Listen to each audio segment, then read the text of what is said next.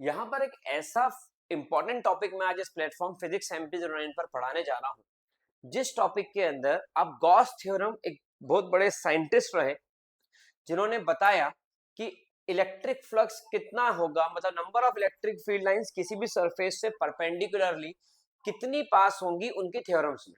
इनके थ्योरम्स के एप्लीकेशंस में ये बताया गया कि अगर सरफेस सिलेंड्रिकल है, अगर सरफेस स्फेरिकल है, अगर लाइन चार्ज है, अगर दो लाइन चार्ज रख दिए गए, दो प्लेट्स रख दी गई, उन पर चार्ज दे दिया गया, तो क्या उनके अंदर इलेक्ट्रिक फ्लक्स और इलेक्ट्रिक फील्ड का नेचर होगा। वो सब गॉस थ्योरम के बाद की ही बातें हुई। आज इस लेक्चर के अंदर गॉस थ्योरम को डिटेल में पढ़ाने वाला हूं और यही बताने वाला हूं कि derive Coulomb's law from the Gauss theorem. एक बहुत इंपॉर्टेंट टॉपिक है, इसलिए बहुत ध्यान से समझिएगा, आपके बोर्ड एग्जाम में आ सकता है और आपके कॉम्पिटिटिव के लिए भी गॉस थ्योरम कूलम्ब्स लॉ बहुत इंपॉर्टेंट है। ध्यान समझिए, जब मैंने गॉस थ्योरम की बात करी तो मैंने लिया है क्लोज सरफेस। तो सरफेस कैसा चाहिए, तो मैंने बोला कि 3D सरफेस ले लेते हैं, so that surface is spherical.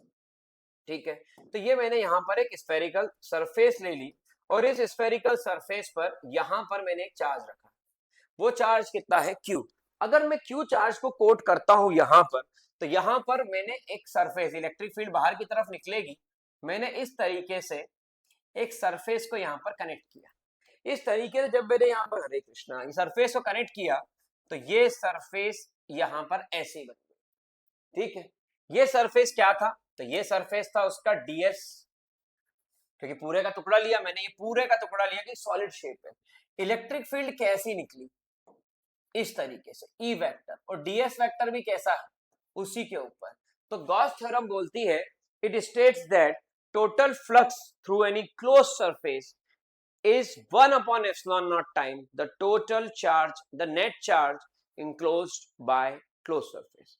Net charge enclose by close surface मतलब अगर इसमें Q चार्ज है तो इलेक्ट्रिक फ्लक्स का जो एक्सप्रेशन इसने डिराइव करके दिया वो 1 upon epsilon not times the net charge enclose by it. अब नेट चार्ज इसने बोला कि पॉजिटिव भी हो सकते हो, नेगेटिव भी हो सकते हैं, तो उनको फिर आपको कैलकुलेट करके नेट चार्ज को कैलकुलेट करके देना होगा। तो net charge enclose by it इसके अंदर आता है।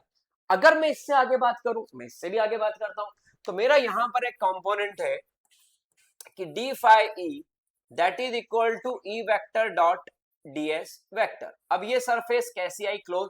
ये क्या है, ये net electric flux through any close surface का एक्सप्रेशन है, जो मैंने अपने पिछले वीडियो में बताया भी था। तो E vector dot ds vector आ गया, क्योंकि हमें इसको एक्सप्रेशन को प्रूव करना है। मैंने जो इसका पार्ट लिया उससे एक कंपोनेंट लिया, वो है ds वेक्टर, और इलेक्ट्रिक फील्ड भी उसी डायरेक्शन में निकली है। अगर इन दोनों की डायरेक्शन सेम है तो मुझे बताइए थीटा की वैल्यू कितनी होगी, 0 डिग्री, और कॉस 0 कितना होता है, 1। अगर ऐसा होता है तो मैंने यहां पर लिया डी फाई ई, ये आ गया क्लोज इंटीग्रल, और यहां पर आ गया ई, यहां पर आ गया ds, यहां पर आ गया कॉस 0। कॉस 0 की वैल्यू कितनी होती है, 1। तो यहां पर आ गया क्लोज इंटीग्रल ई, और यहां पर आ गया ds। ये किसकी वैल्यू आ गई, ये वैल्यू आ गई डी फाई ई की। आपको इसको भी इंटीग्रेट करना है, डी फाई ई को इंटीग्रेट करोगे, क्योंकि डी फाई ई क्यों लिया, क्योंकि हम बोल रहे थे इतने एरिया में से कितना इलेक्ट्रिक फ्लक्स है। ठीक है, इतने एरिया का। मैं बोलता हूं ऐसा का ऐसा पूरा जोड़ दो और इस शेप को सॉलिड कर दो, अब सब तरफ निकलेगा, तो कितना इलेक्ट्रिक फ्लक्स होगा ये आपको अब बताना है। ठीक है, ये आपका क्वेश्चन बनता है कि अब कितना इलेक्ट्रिक फ्लक्स होगा, तो वो वैल्यू इससे निकलेगी। आप देखिए ई को आपने बाहर करा, क्योंकि इलेक्ट्रिक फील्ड तो कांस्टेंट है, उसकी वैल्यू तो वही रहेगी। अब आप अंदर किसकी वैल्यू लेंगे, आप अंदर वैल्यू लेते हैं इंटीग्रेशन क्लोज सरफेस ds।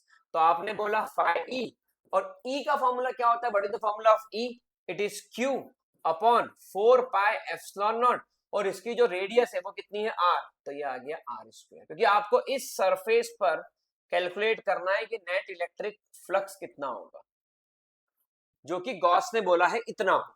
ये गॉस ने बोला है, हम कैलकुलेट करके देख रहे हैं क्या ये एक्सप्रेशन आता है या ये एक्सप्रेशन नहीं आता है। तो यहां पर ये वैल्यू आ गई। अच्छा, आपने बोला इंटीग्रेशन ऑफ ds, सरफेस को इंटीग्रेट करोगे तो कौन सी सरफेस है, बोले स्फेरिकल सरफेस है, और स्फेरिकल सरफेस को इंटीग्रेट करोगे तो ये कितना आएगा, ये आएगा 4 पाई r स्क्वायर।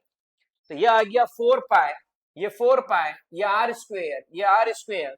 तो नेट इलेक्ट्रिक फ्लक्स जो निकल के आया वो Q अपॉन एप्सिलॉन। ये देखिए आपका एक्सप्रेशन आ गया, और इसकी यूनिट न्यूटन मीटर स्क्वायर पर कूलम, ठीक है, स्क्वायर न्यूटन में स्क्वायर मीटर स्क्वायर पर कूलम। अब मेरी बात को ध्यान सुनना, ये 4 पाई आर स्क्वायर कैसे आया? तो ये एक फॉर्मूला है, सरफेस एरिया ऑफ स्फीयर। तो यहां पर ये कंप्लीट आपके सामने एक एक्सप्रेशन आया कि जिसके अंदर आपने कैलकुलेट किया कि किस तरीके से आप गॉस थ्योरम को प्रूफ कर पाते हैं। ये आपका प्रूफ है। इसकी थ्योरी आपको जगह जगह मिल जाएगी और मैं भी अपने लेक्चर के एंड में इसकी थ्योरी दूंगा, मगर आपको समझना पहले ये कि गॉस थ्योरम होता क्या है, what actually Gauss theorem is, ठीक है। अब एक एक्सप्रेशन आता है, derive Coulomb's law from Gauss theorem. तो उस एक्सप्रेशन में बात करता हूं, आप इसका स्क्रीनशॉट ले लीजिए पहले।